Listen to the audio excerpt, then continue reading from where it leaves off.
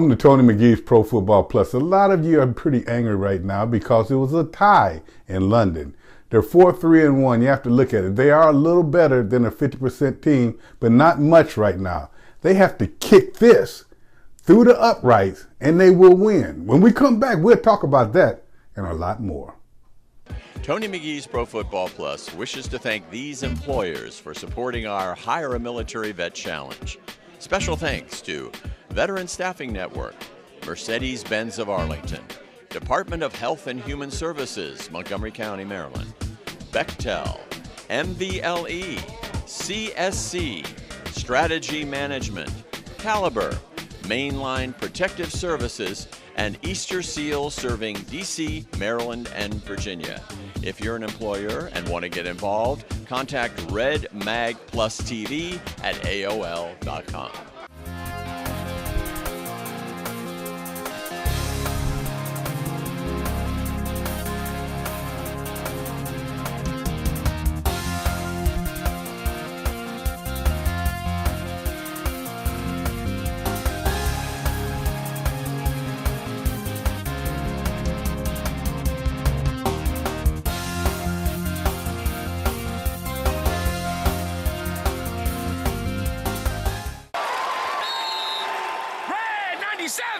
Set! Red 97! Did you say 97? Yes. You know, that reminds me of Geico's 97% customer satisfaction rating. 97%? Helped by Geico's fast and friendly claim service.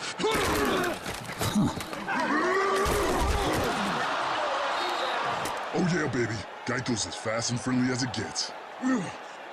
Geico. Expect great savings and a whole lot more.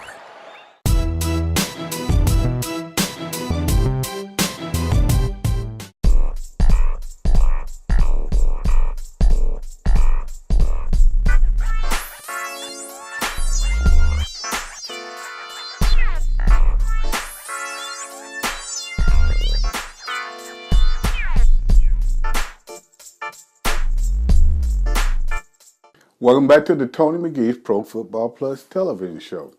As we know, on Sunday, the Washington Redskins tied the Bengals. Even though they were the better team, offense was pretty good. Cousins over 400 yards. Crowder came back again. Let people know, I need to play. Reed come back making the big catches, 99 yards. But at the same time, part of that offense is the kicking game. You have to put this through the uprights if you want to win. You cannot miss 2 field goals in a game that tight. But look at it like this. The NFC East, they are maybe in 3rd place, maybe 4th place, but it's really tight. What you have to do now is just play. And guys, tell me this. Donna, you've been saying that with your brother. What was wrong with Hopkins? Tony is like this. Yes, my brother missed a couple of field goals, but the 55-yard, I can understand that just before the half. But the 34-yard, that is money in the bank, no excuse. I like what Marvin Lewis did. He iced him, and he had made it clear straight down the middle, but then the second time around, to the left somewhat. But he's got to make that, and he knows that.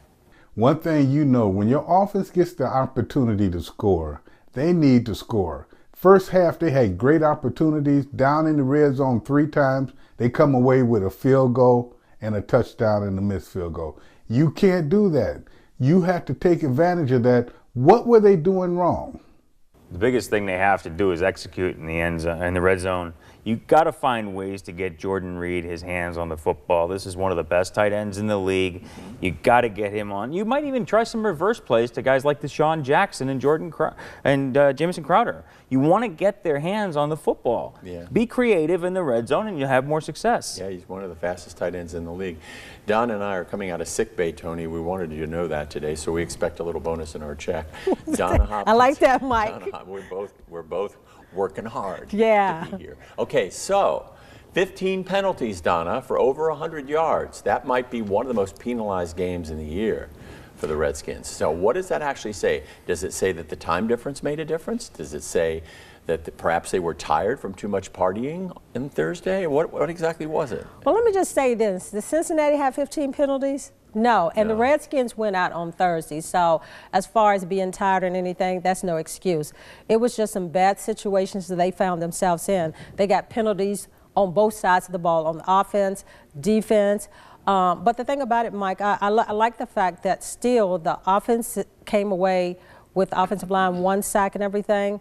As far as some of the other things, you like that. You like how Kurt is coming along. He looked like the old Kurt somewhat of late last season, and he's played well in those last 2 games. But it's no excuse. When you make that many penalties, you are not going to win games, and they came at crucial times of the game. Okay, Adam, you've got 19 seconds left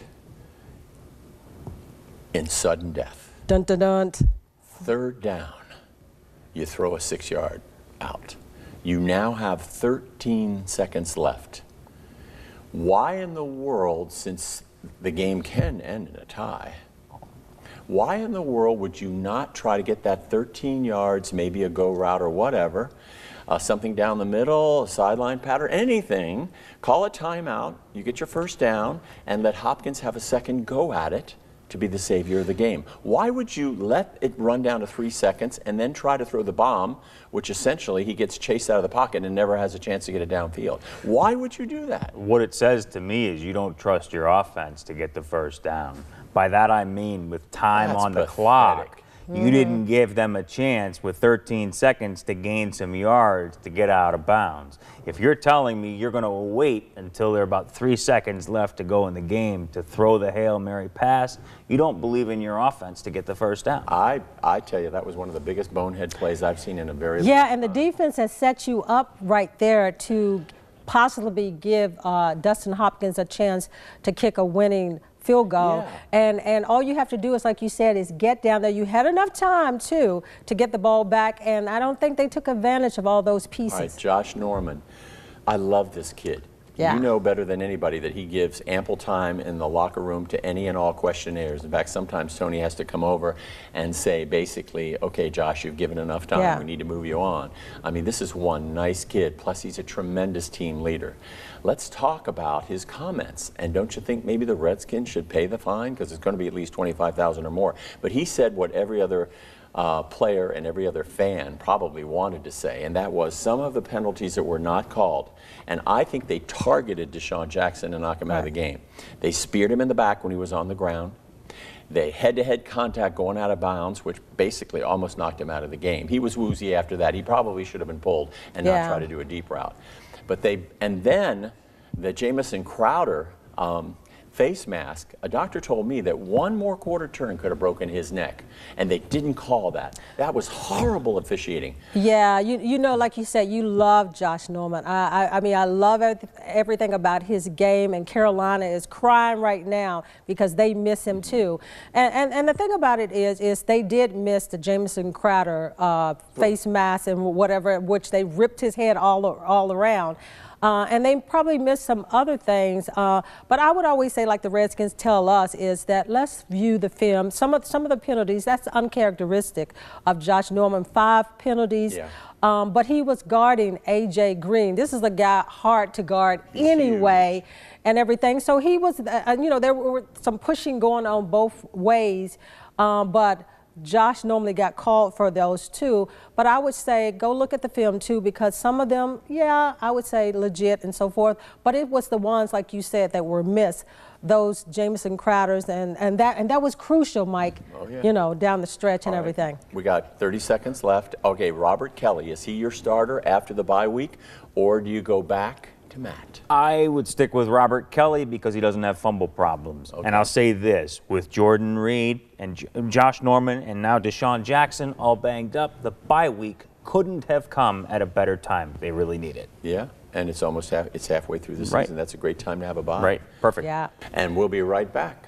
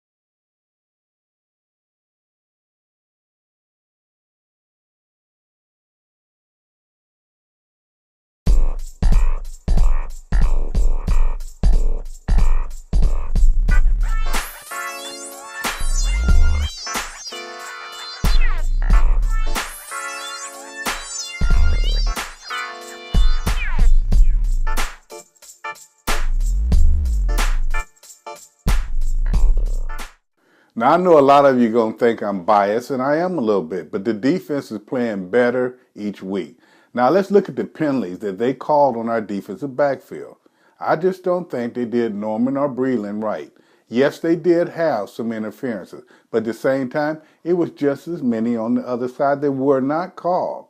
The last one in the game was terrible. And now you take a look at that, this defense is holding them. Now, you want to give up less than 27 points, but at the same time, you're getting pressure, you're stopping the run a lot better, and your guys are working hard to cover. So defensively, you just have to put a little bit, get a little bit tighter as a total defense and make things happen. Now, you talked to me about it, and I know, Donna, you'll throw them under, but Mike, tell me where you think this defense is now. Tony, I always get the tough questions, and I can easily answer this. First of all, you have to stop the run. You cannot be giving up 150 yards up the gut every single game. So I have a solution for that. Currently, Sheldon Richardson with the Jets is in his final year of his contract and will be looking for big money. And the word on the street is that Jets are not going to try to re-sign him. Why wouldn't you try to do a deal with him right now and with the Jets? Maybe sign him to a long-term deal, make the trade, maybe give up a second or a third-round pick to get a big guy to go along with Chris Baker. That's the way to go, Tony. Then you don't have the run problems anymore. And I know all your defensive backs and your linebackers are going to love you forever. So get on the horn. What do you think about that, Donna? Possibly, Mike. They still could have the same problems even if they got him. But I'm sure Scott McCloughan has looked at that situation you're talking about and some other situations. But it's almost like I think that they need to just get in that 4-3 defense and stay there, because I think that they play much better when they're in the 4-3 defense. But overall, the defense played pretty good on last week and over the last 2 weeks, because Will came up with the interception. Compton came up with the interception, and the defense put them in situations where they had opportunities offensively to possibly win the game. Jump in on this. They won't do the trade. I can tell you that right now, because Scott McGlowan builds through the draft. Yeah. He I am builds, upset. I get that, but the fact of the matter Fred is, Smoot's idea. Scott I love you, Fred. Scott McGlowan is a draft guy. He likes to build through the draft, and he will not trade picks. He will not. Maybe picks, but the thing about it is he pieces that team together so well. Look at what he did at the course of last season when they lost a lot of people injury-wise and whatever. Yeah, he signs free agents, but he won't build. He won't you trade never anybody. know, because we'll see. You'll see. He won't do it. Yeah. He won't make any trades, because as long as he can keep his picks, he'll sign guys off the street. That's not his issue. Second-round pick. As long as he doesn't sacrifice picks, he won't do it. He won't do it. We'll see. He's not that way. Smoot's a pretty smart guy. And he I won't think do it. several They need people on help. the show You'll bought see. into it this morning. And I think Chris Cooley thought it was a good idea, I don't too. think it'll happen, though. Just to throw it out there, Fred, good idea. Overall, how do you think the defense has played? I think over the last 2 weeks, not bad. But like you said, they still need to stop the run. That's almost like their Achilles heel. And I think they got to improve that area. But they've been making plays otherwise. The younger guys, they've got some of the injured bodies back now. So I think they're getting there, but I just think they need to be put in the right situation with the personnel that they've got. We've got to worry about Dookie and Nacho. He might be back. I think he went into concussion protocol. Yeah. But as you say, 2 weeks from now, he might be ready to go. Boy, he has made an impact. When he's back there with Josh Norman, that side of the ball, he's really made an impact. Yeah. What do you think about the defense so far? I think it's a little shaky, but they're as we talked about earlier, their bye week's coming in at a good time. I think they'll be fine. They just have to be able to get off the field on third down. As long as they can do that, they'll be in good shape. I think one of the great studs on the line is Chris Baker. You know, I remember years where basically your defensive line maybe had 1 or 2 or 3 tackles, and they left it up to the linebackers and the safeties and the corners to come up and make those plays. Yeah. Baker had 5. He was our defensive player of the week. He had 5 solo tackles. But Mike, you see how good they are when they are able to pressure the quarterback. When they are able to put that pressure up front, it makes them so much better. But when they are not able to bring the as they say, the lumber, they are not as good a team. So I just think that they need to blitz more, and as far as the quarterback, because they put them in bad situations as far as in last week's game. Yeah, well, they sent 5 at one time. Yep. in a very key situation, whereas the And week what did they before, do? They they got only to. sent 3. Yeah. And now Sua Cravens, he is an interesting character because he's kind of a hybrid, really, between a linebacker and a safety. He's got good size, and he is very fast. Good to have him back this week, too. How do you use him? How have you seen them use him? They use him in a lot of pressure situations. See, Gary sent the fly. Since he's not here, it's a fly swarming around us. Gary's the fly. No, well, maybe that's the other team that the Redskins are going to play Minnesota. Fly on the wall. And they're sending, yeah, exactly. Yeah. But I think that they use him more so in the safety position. Okay. And they bring him as far as in pressure situations sometimes. And then he falls back because, like you said, he has great speed. So he's in between almost like a corner and a safety. They got this thing called slot corner, and my guy has been getting on the field, number 38, Kendall Fuller. Now, I know he's had a few busted plays, and I'm sorry about that, but he is learning on the job, but he's always on his man. Another option, I guess, would be to put Sua Cravens in there. You could. I mean, he made that big play against the Giants, so he's proven that he can play defensive back. And also, at times, he plays linebacker as well. Yeah. He's definitely a guy that's very versatile. Isn't that your second and third round pick? I would say so, yeah. So that's the reason why Adam said that he cannot give those away. You can't. That's why I say the same thing. All right, I'm sorry. I sure wanted to trade. We'll be right back.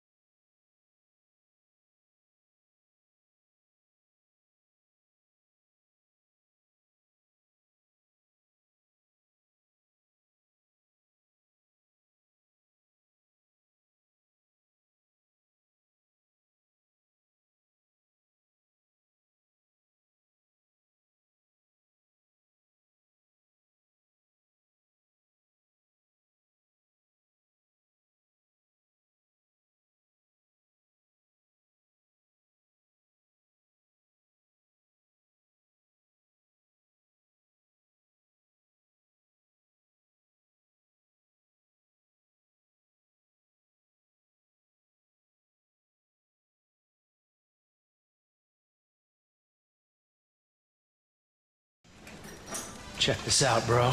What's that, bro, Heem? I switched to Geico and got more. More savings on car insurance? Yeah, Professor, and more. Like renter's insurance. More ways to save. Nice, Bro-Tater Chip. That's not all, Protein Shake. Geico has motorcycle and RV insurance, too. Ooh. That's a lot more. Oh, yeah. I'm all about more Teddy Roosevelt.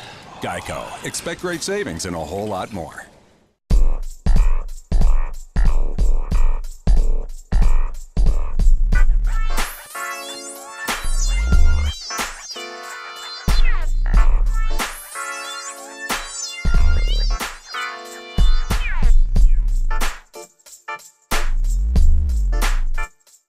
As I read my book, The Route to the Super Bowl, The Impossible Dream, it clearly says and states in here that it's 3 facets to a team: offense, defense, and special team. Now, when we talk about the special team, I'm not going to blame one guy because they lost, but that one kick did make them tie. And at the same time, everyone is being paid to do their job. So what I have to look at is that right for someone to miss 2 field goals and put you in a tie. Now the NFC East, as we said, is still tight there, but he need to tighten his game up. And Adam, you tell me this. In a game where a kicker missed 2 field goals like that, did he cost them a game, or was it the overall team?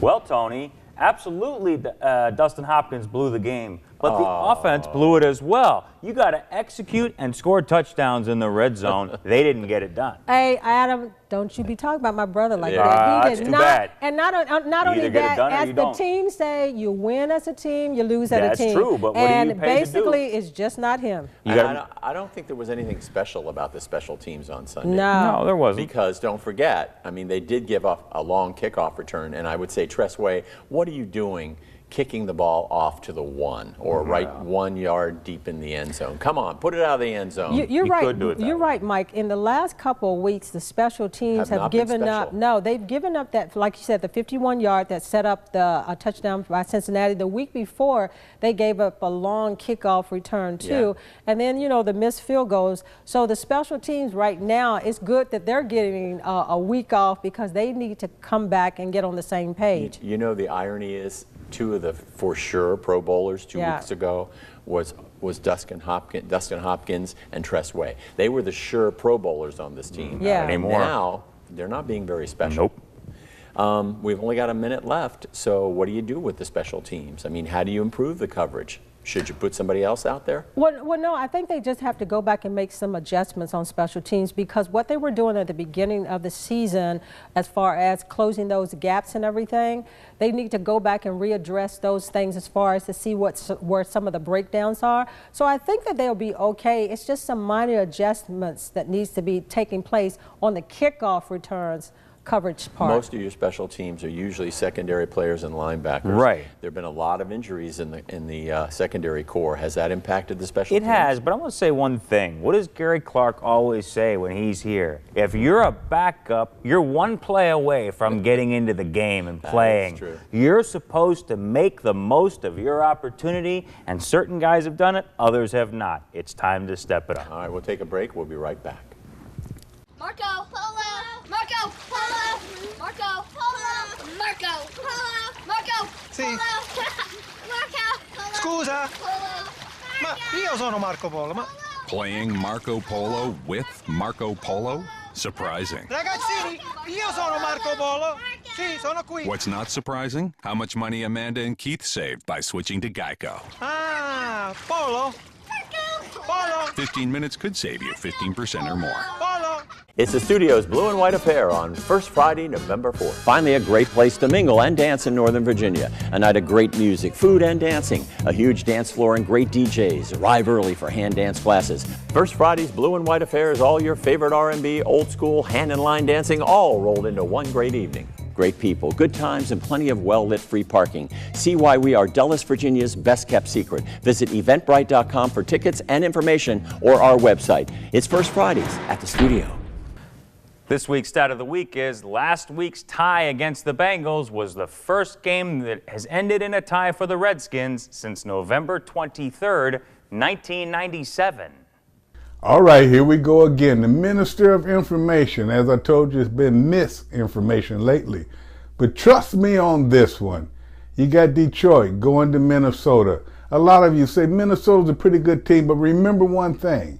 They're playing on Monday night, and teams are starting to figure them out. Detroit is on the rise. Yes, they do make mistakes. They do play bad, but this is a team to be reckoned with. So this week, I'm going off the grid. And I'm going to pick Detroit. So we have Denver traveling to Oakland to play the Raiders on Sunday Night Football. The Raiders, they're coming off a heartbreaking overtime loss to the Tampa Bay Buccaneers, but they're 6-2 and undefeated on the road for the first time since 1977. The Broncos are coming off of a big win at home against the San Diego Chargers, and this game is for the division lead. This will be a hard-fought contest between two bitter division rivals, but I like Denver here on the road. Pick the Broncos. The Philadelphia Eagles are kicking themselves after their OT loss to the Cowboys last Sunday in a game that they were up by 10 points late in the fourth quarter. This week they'll travel to New York to take on the Giants, who are coming off their bye week. Now, when you look at these two teams, they are 4-3 in the division, and this is a must game and a key game for them, being that Dallas is up by 2 games. So you look at the Eagles, their quarterback is playing solid these last 2 games in Carson Wentz, who has played anything like a rookie quarterback. Now, on the other end, Eli Manning has struggled this season despite having playmakers on offense. This week, they'll face one of the best defensive teams in the Eagles. They're ranked 8th, and they are stingy when it comes to points. So the blueprint for the Eagles this week, they must play a complete game for 60 minutes. And on the other end, the Giants, They invested so much money in them. Actually, they're starting to play pretty good. It's their offense that's still trying to catch up from last year. So, a division game. Forget all the stats. This is going to be a good game, but I'm picking the Eagles on the road.